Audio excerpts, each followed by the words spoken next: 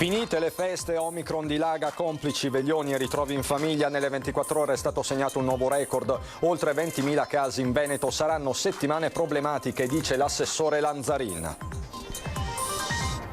Intanto il presidente della regione Zaia torna a chiedere al CTS di esprimersi una volta per tutte sul rientro a scuola in sicurezza. Serve una posizione unitaria o sarà un calvario? E così sul rientro in classe aleggia lo spettro della DAD, la didattica a distanza. L'Ordine regionale degli psicologi del Veneto avverte crea diseguaglianze. Sparatoria nel pomeriggio a Celeseo, frazione di Sant'Angelo di Piove di Sacco. Nel Padovano un uomo è rimasto ferito da un colpo di arma da fuoco, indagano i carabinieri. Ultimo saluto a Villorba, la 18enne vittima dell'incidente stradale accaduto il 27 dicembre scorso. Ad accompagnare Carlotta anche Marco, il giovane alla guida dell'auto finita fuori strada. La revoca della delocalizzazione in Polonia è arrivata ieri, ma prosegue il presidio dei lavoratori della Speedline di Santa Maria di Sala. La proprietà, sostengono, deve mettere per iscritto quanto affermato al Mise. Rincari energia elettrica, quest'anno le imprese venete pagheranno quasi 4 miliardi in più, a dirlo uno studio della CGA che parla del rischio che alcune aziende fermino momentaneamente gli impianti. Bentrovati, buonasera telespettatrici, telespettatori di Antenna 3. Quindi i temi del Covid ancora una volta in apertura di questa edizione regionale dei nostri telegiornali, di fronte a un contagio che è a dir poco dilagante. Lo confermano gli ultimi dati diffusi dalla regione del Veneto con azienda zero. Si sono superati infatti i 20.000 nuovi casi nelle 24 ore, questi i presupposti in vista del rientro in classe di lunedì. Parla di situazione problematica per il mese di gennaio l'assessore regionale Lanzarin. Oltre 20.000 casi nelle 24 ore, 21.056 per l'esattezza, con Verona e Treviso sopra i 4.000. Omicron corre in Veneto, segnando al rientro dall'Epifania un nuovo record, complici feste in famiglia e veglioni. Il picco maggiore che abbiamo raggiunto da inizio pandemia, insomma, sappiamo che il numero dei positivi con questa variante Omicron è un numero in continua crescita, a parte i giorni festivi in cui c'è un calo fisiologico. Tutto sommato la parte ospedaliera continua a tenere. 209 i ricoveri in terapia intensiva, 1518 in area non critica. Questo significa in termini di colorazione che il Veneto rimane giallo, per quanto è difficile prevederlo. Al di là dei colori resta però il problema del tracciamento, definitivamente saltato. Ci aspettano delle settimane molto intense. Qual è il problema? Il problema è che con numeri così grandi tutta l'attività di contact tracing e di tracciamento diventa impossibile. Questo è il quadro a poco più di 24 ore dal rientro in classe per migliaia di ragazzi, con il presidente Zaia ritornato a chiedere anche in queste ore al CTS di esprimersi sulla scuola o sarà, testuali parole, un calvario. Sullo sfondo il braccio di ferro a suon di ricorsi tra governo e regione Campania. Insomma, solo un parere scientifico, autorevole e definitivo potrebbe disinnescare la bomba. Il tema più che politico è pratico, un esempio su tutti. Noi sappiamo già che non saremo in grado di applicare i protocolli che sono previsti. Facciamo un esempio: con un caso positivo i ragazzi rimangono a scuola in autosorveglianza, ma dobbiamo fare un test al primo giorno al T0 e poi uno al quinto giorno. Oggi con questi numeri di positivi è pressoché impossibile pensare di riuscire a farlo in tempo. E sulla scuola usa parole nette, guardando al dibattito sulla DAD l'epidemiologo Massimo Guerriero: la chiusura tout court non ha senso, ben altra cosa se si accelerasse sui vaccini. Ora, tenere chiuse le scuole per non far nulla non serve a niente, non servirebbe a nulla. Se invece, mi dicessero teniamo chiuse le scuole per 3 settimane perché vogliamo vaccinare tutti gli studenti in tempo record, allora questa potrebbe essere una misura di rilievo. Domani, tra l'altro, vi ricordo, ci saranno numerosi open day per la fascia pediatrica su tutto il territorio regionale. In particolare a Padova, presso l'azienda ospedaliera, sarà possibile incontrare al quarto piano della pediatria proprio i pediatri per avere tutte le informazioni del caso. Dalle 8:30 alle 16 potranno accedervi i bambini dai 5 agli 11 anni senza la prenotazione. E si sta tentando di fare chiarezza sulla morte di Lenia Turrin, la 39enne feltrina deceduta improvvisamente nella sera di vigilia dell'Epifania mentre si trovava in isolamento domestico nella sua casa a Prenna di Feltre, essendo risultato positivo il marito. La giovane non avrebbe mai chiamato il 118 ma solo il medico di base, dichiarandosi asintomatica e ricevendo indicazioni adeguate. A nessuno era stata data notizia di peggioramenti delle condizioni della donna. Il decesso è stato probabilmente dovuto ad un arresto cardiaco e non è dato sapere che rilevanza possa avere avuto una sua eventuale ma non accertata positività al virus. Quindi sono in corso questi accertamenti da parte dell'ULSS 1 Dolomiti. Intanto oggi a Prenna si sono svolti i funerali. Il marito è a sua volta ricoverato per Covid. Dicevamo, il tema caldo di queste ore è quello della scuola in vista del rientro di lunedì, con tanti presidi che stanno scrivendo al governo per chiedere la DAD. Ci sono anche 11 dirigenti scolastici di 7 istituti comprensivi e 4 scuole superiori della Marca, tra i presidi, centinaia in tutta Italia, che hanno sottoscritto una lettera inviata al governo nella quale si chiede, al termine delle vacanze di Natale, di non riprendere con le lezioni in presenza, ma di proseguire con la DAD fino alla fine di gennaio. Ad aver sottoscritto la missiva anche la dirigente scolastica dell'Istituto Comprensivo di Ponte di Piave. Noi pensavamo che qualche settimana di DAD potrebbe garantire innanzitutto la riorganizzazione delle attività, si pensa alle chiamate dei supplenti. Come prospettato ieri dal presidente Zaia, la ripresa delle lezioni sarà all'insegna del caos. Per la prossima settimana infatti registriamo già numerose assenze di docenti che hanno comunicato il loro stato di positività e quindi assenze che, ricordiamo, si aggiungono a quelle del personale Novax che è stato sospeso dal servizio. In questi 2 anni di pandemia i dirigenti scolastici hanno messo il massimo impegno, ma ora, alla luce dell'attuale situazione, l'organizzazione diventa molto complessa, spiega la preside di Ponte di Piave. Di fronte alla situazione attuale non sappiamo proprio come operare, infatti si prospettano classi prive di sorveglianza per assenza di personale scolastico, classi divise tra alunni vaccinati che saranno in presenza e alunni non vaccinati che saranno invece a distanza. I docenti non riescono neanche a gestire una classe metà in presenza e metà in collegamento telematico. Mancano anche i dispositivi di protezione. Non abbiamo ancora le FFP2 che devono essere consegnate dal Ministero. Il rischio è che il 10 gennaio si riaprano le scuole, con i presidi però costretti pochi giorni dopo a ricorrere comunque alla DAD. Però questa volta ragazzi in DAD in quarantena a causa di casi di positività all'interno della classe.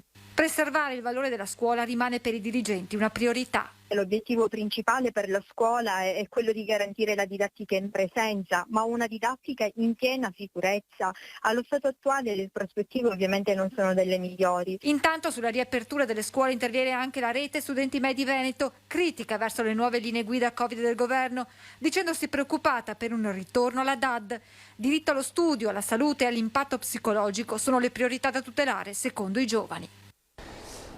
Ma per la maggior parte degli amministratori locali e non solo, l'attività scolastica deve rimanere in presenza. È un momento troppo importante questo per anche la formazione dei nostri ragazzi, non possiamo più permetterci troppa didattica a distanza, anche se quella comunque è un palliativo. Da presidente della provincia di Belluno e sindaco di Longarone, Roberto Padrina spera che la DAD resti solo un extrema ratio. Certo le incognite in vista del rientro sono molte, così a Roncade.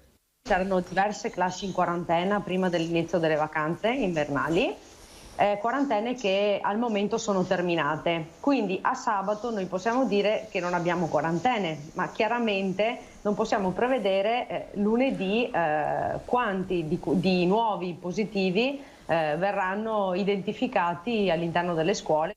Per l'insegnante padovano Alberto Ruggin di Più Europa occorre cambiare prospettiva. Questa impennata di contagi che noi stiamo assistendo in questi giorni avviene di gran lunga nelle famiglie, nei luoghi dove non si usa la mascherina, dove abbiamo fatto feste, ristoranti, cene. Cioè continuare ad additare le scuole come luogo di contagio, dove io da insegnante vi dico che le scuole sono dei luoghi più sicuri. La questione per altri va affrontata guardando al di là dell'emergenza. Sia venetisti che Fratelli d'Italia chiamano in causa il governo. Io credo che ci sia stato tutto il tempo per trovare le soluzioni per queste difficoltà che stanno venendo avanti, da una parte, e dall'altra penso anche che ci sia una strategia anche comunicativa nei confronti di questi ragazzi, che solo il 10% si è vaccinato e che ovviamente i genitori stanno facendo una grande riflessione se vaccinare o non vaccinare. Lasciano la palla ai presidi e agli operatori scolastici di decidere sotto un certo punto di vista come si devono comportare, ma le cose non sono sicuramente chiare. Investimenti su quello che è il trasporto scolastico non sono stati fatti. Aleggia quindi lo spettro della DAD, così la posizione degli psicologi del Veneto. Sicuramente la DAD è uno strumento che rispetto alla didattica tradizionale ha una serie di importanti limitazioni e le abbiamo viste appunto durante gli ultimi 2 anni, e quindi sicuramente la DAD è uno strumento che va utilizzato solo in situazioni di assoluta necessità. La DAD vista dal presidente dell'Ordine degli Psicologi Veneto alla vigilia della riapertura delle scuole dopo la pausa natalizia. La preoccupazione è per uno strumento che ha dei limiti evidenti e che rischiano di aumentare i divari tra gli studenti. La DAD sicuramente presenta una serie di limitazioni importanti, in particolare nel lasciare ogni studente nella sua casa, nel suo contesto, con una riduzione di quelli che sono i collegamenti sociali e le reti sociali abituali all'interno appunto del gruppo classe, e questa è una limitazione importante. Oltretutto per i bambini più piccoli della scuola primaria, ad esempio, impatta anche in maniera importante sulle famiglie. I danni legati alla sospensione delle attività formative non sono immediati, chiedono anche 2 o 3 anni per emergere. I ragazzini che avevano magari delle difficoltà pregresse più importanti avranno un effetto negativo maggiore. Quelli che invece hanno buone reti familiari, non hanno bisogni educativi speciali e sono seguiti sufficientemente bene, avranno un effetto negativo minore. Questi anni di pandemia hanno comunque mostrato come bambini e ragazzi abbiano maggior capacità di adattamento alle situazioni emergenziali degli adulti. Un supporto psicologico all'interno delle scuole potrebbe aiutare giovani e giovanissimi. Un progetto era stato attivato per lo scorso anno scolastico. Purtroppo da questo non tutte le scuole lo hanno riprogrammato. Una alternativa possibile poteva essere quella di ragionare su un tempo di 1 o 2 settimane di DAD ben organizzata in questo momento, in modo tale da passare e far raffreddare il picco epidemico dei numeri enormi dei 200.000 contagi quotidiani di adesso, organizzandolo in maniera chiara, con un bel patto formativo con le famiglie e con il sistema scolastico, invece di trovarsi, appunto, come è probabile che ci si troverà in molte situazioni, già fra pochi giorni, con 1 o 2 positivi per classi, vista l'incidenza che c'è in questo momento a livello di popolazione, e di trovarsi in una lunga e complessa, confusa, caotica serie di situazioni di DAD eterogenee che attraverseranno trasversalmente il sistema regionale Veneto e tutto il sistema nazionale, creando molta più confusione, molta più ansia e molta più incertezza di quella che ci sarebbe stato con un patto chiaro e ben strutturato fin dall'inizio, ben focalizzato su un paio di settimane. La cronaca, proseguono le analisi sul proiettile e la lettera di minacce inviate alla professoressa Antonella Viola, che sarà sentita in procura appena rientrerà a Padova. Un proiettile calibro 22 usato per il tiro sportivo o per insegnare a sparare. Proseguono le indagini dei carabinieri del RIS di Parma sulla lettera di minacce inviata alla professoressa Antonella Viola e recapitata nella sede della Fondazione Città della Speranza, istituto di ricerca padovano, di cui l'immunologa è direttore scientifico. Un proiettile di piccolo calibro in grado di fare molto male, ma anche di uccidere se sparato con precisione. Un proiettile che può essere acquistato solo da chi ha un porto d'armi e, se fosse già stato utilizzato, potrebbe portare anche al proprietario. Si concentrano qui le indagini dei carabinieri, che stanno analizzando anche la lettera di minacce. 7 righe scritte con una macchina da scrivere vecchio modello, difficile da trovare in commercio. Nella lettera si chiede con tono minaccioso alla professoressa di smettere di sostenere la vaccinazione anti-Covid pediatrica o verrà colpita lei e la sua famiglia. La dottoressa Viola sarà sentita in procura non appena rientrerà a Padova dal suo periodo di vacanze all'estero con la famiglia. Il prefetto di Padova, Raffaele Grassi, ha ribadito che alla scienziata sarà garantita una scorta 24 ore su 24 e che saranno sorvegliati i luoghi che lei frequenta abitualmente. Sempre per la cronaca rimaniamo nel padovano, sparatoria in un'abitazione a Sant'Angelo di Piove nella frazione di Celeseo. Una persona è rimasta ferita da un colpo di arma da fuoco esploso a quanto pare durante una lite tra due uomini. I carabinieri sono intervenuti questo pomeriggio e ora stanno cercando di ricostruire quanto accaduto. Dalle prime informazioni sembra che si tratti di un italiano e di uno straniero. La persona ferita è stata portata in ospedale a Padova con ferite giudicate di media gravità. Al vaglio la posizione di un altro trentenne che però al momento non risulta in stato di fermo. Non è chiaro se il colpo sia partito accidentalmente durante una colluttazione o sia stato esploso di proposito. Veniamo ai temi dell'occupazione. Ieri il sospiro di sollievo collettivo con la revoca della chiusura dello stabilimento Speedline a Santa Maria di Sala, dove però resta il presidio dei lavoratori che chiedono ulteriori chiarimenti.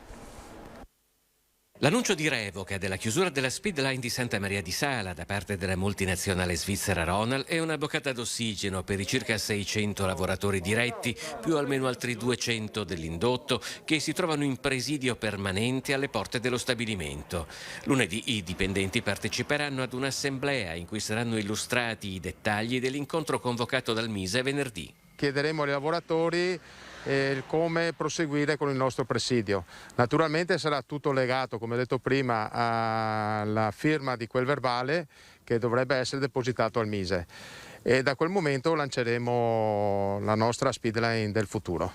Disegnare la Speedline del futuro è il secondo tempo di questa difficile partita, ma se non altro anche la proprietà ha accettato la sfida di continuare la sua esperienza nel veneziano. La partita è ancora aperta, c'è da giocare ancora molte carte, però partiamo già con uno stato d'animo diverso. Io sono qui dal 1985, quindi è cambiato molto da allora. È cambiato molto, tantissimo. Ci sono state anche delle varie crisi, sono sempre state superate ampiamente. Soltanto da pochi mesi sono stato assunto fisso e infatti ero molto triste, sono passato dalle stelle alle stalle in poco tempo. L'alleanza tra forze politiche del territorio, sindacati, Confindustria, alte gerarchie ecclesiali, tutte schierate l'una di fianco all'altra, rappresenta uno dei fattori che si stanno rivelando decisivi in questa vicenda, così come una solidarietà arrivata a 360 gradi. Il territorio ha risposto in maniera eccezionale. Qua al presidio passava la gente comune, ci portava da mangiare. È passato un imprenditore di Martellago che ci ha portato un furgone pieno di pane per fare i tramezzini. Per cui adesso voi state preparando il pranzo e anche qui sono stati dei macellai della zona che vi hanno dato il necessario. Esatto, dei macellai della zona ci hanno offerto il pollo. Per mantenere in piedi il presidio i lavoratori si turnano secondo i reparti. Oggi tocca la verniciatura che si occupa anche di cucinare il pranzo. Abbiamo pensato bene di organizzare una grigliata per stare tutti insieme come turno e visto le buone notizie che sono arrivate credo che sia fondamentale. A Fontane di Villorba oggi è stato il giorno del lutto. Un'intera comunità ha dato il suo addio a Carlotta De Rossi, la 18enne vittima dell'incidente stradale che le è costato la vita il 27 dicembre scorso.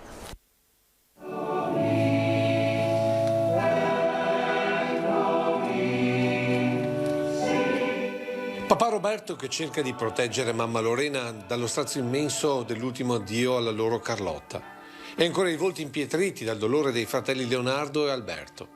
Sono forse le immagini che raccontano meglio il funerale della 18enne di Fontane di Villorba, vittima dell'incidente accaduto il 27 dicembre a poche centinaia di metri dal piazzale della chiesa, dove oggi tutta la comunità si è stretta attorno alla famiglia De Rossi. In troppi volevano salutare per l'ultima volta questa ragazza solare perché la chiesa potesse contenere tutti. Vicini e conoscenti, ma soprattutto tantissimi ragazzi delle attività parrocchiali, ma anche dal Mazzotti, scuola che Carlotta stava frequentando per il 5° anno. Hanno condiviso il dolore composto di questa famiglia che ha saputo tendere la mano anche a Marco Dussin, il 20enne alla guida dell'auto dove la 18enne ha trovato la morte. E Marco era lì, vicino a loro, ma anche a Carlotta, con quel bouquet di fiori con il suo nome posato sopra la bara bianca. Non so se si può trovare un senso a quanto è accaduto, solo l'amore che scaturisce da dentro ciascuno di noi può avvolgere, farci sentire in compagnia e darci il coraggio di vivere. Stare insieme e sentirci uniti da una forza che non si vede, ma che nessuno ha il potere di sciogliere. Neppure la morte. E a condividere questo dolore tutta la comunità villorbese, rappresentata dal sindaco Giuseppe Soligo, dal senatore Massimo Candura, oltre dall'ex sindaco Marco Serena e dallo storico vice sindaco Giacinto Bonanna. Tutti chiamati a stare vicini ai giovani nel tempo dei loro entusiasmi, ma anche delle loro fragilità. Penso che un modo bello per ricordare Carlotta, sia per noi adulti, quello di stare vicino ai nostri ragazzi e giovani, avendo fiducia in loro, apprezzando ciò che a loro piace e condividendo la loro e nostra ricerca di dare un senso alla vita. Una cerimonia semplice, terminata con le parole del parroco Don Marco Carletto, che si è rivolto così direttamente alla giovane. E un affidarti all'infinito amore del Padre è un momento comunque difficile. Carlotta è un momento solenne, sacro e umanamente faticosissimo. E nel dolore composto della famiglia nessuno ha più preso la parola, affidando al silenzio dell'ultimo viaggio verso il Camposanto il pensiero di ognuno per questo sorriso e questa giovane vita spezzata una notte d'inverno.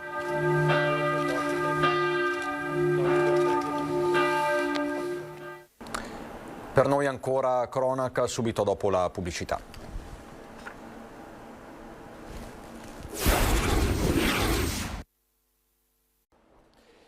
Di nuovo in diretta per affrontare i temi dell'economia su tutti, il rincaro delle bollette che potrebbe costare nel 2022 fino a 4 miliardi di euro alle imprese venete.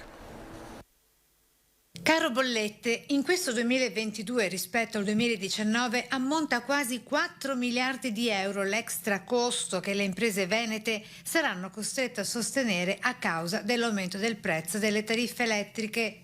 A dirlo l'ufficio studi della CGA di Mestre, che traccia un panorama di quanto già si sta profilando. Diverse infatti le aziende che preferiranno chiudere, seppur temporaneamente, anche ricorrendo alla cassa integrazione per avere di riflesso una riduzione dei costi da sostenere. Se nei prossimi giorni anche le imprese venete dovessero fermare la produzione, avrebbero minori perdite di bilancio che mantenendo accesi gli impianti.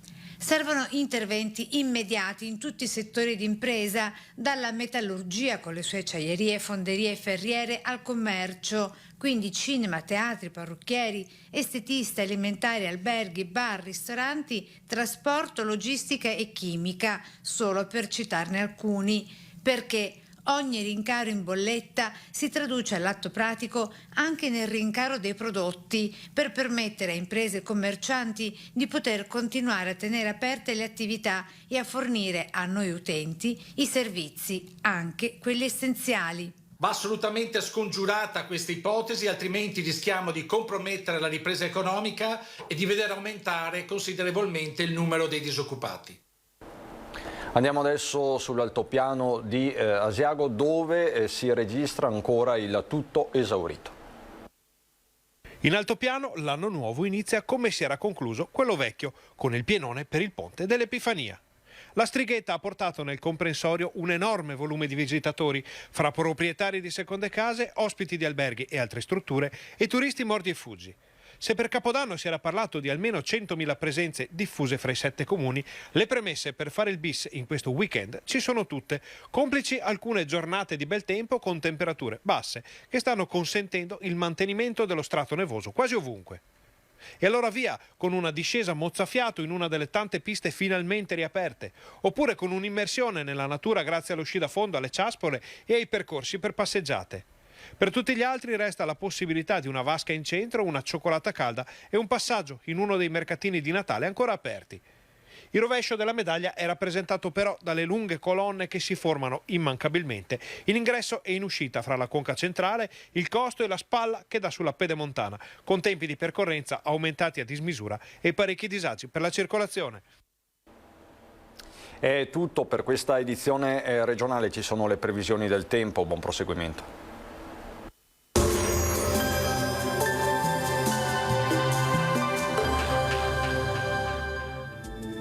Benvenuti al meteo. Perturbazione fredda in arrivo sull'Italia, ma il nostro territorio verrà risparmiato da tale circolazione instabile. Vediamo il dettaglio di domenica 9 gennaio. Sul Veneto cielo grigio e nuvoloso sin dal mattino, tuttavia nelle ore pomeridiane non si escludono anche delle schiarite soleggiate, ma saranno possibili anche occasionali piovaschi, specie sulle zone più centro-meridionali della nostra regione. Temperature stazionarie minime ancora sotto zero, massime comprese invece tra 1 e 4 gradi. Spostiamoci ora sul Friuli Venezia Giulia, dove avremo poche novità. Anche qui, come vediamo, molte nubi un po' dappertutto. La giornata risulterà piuttosto uggiosa, ma in genere senza piogge. Temperature minime tra meno 5 e 1 grado, massime sui 3-5 gradi. Infine diamo uno sguardo alla situazione del Trentino Alto Adige, dove sarà possibile qualche parentesi maggiormente soleggiata, neve a bassa quota sui confini alpini. Temperature minime intorno a meno 2, meno 1 grado, massime sui 4 gradi all'incirca. Dal meteo per ora è tutto, vi auguro un buon proseguimento in compagnia di Antenna 3.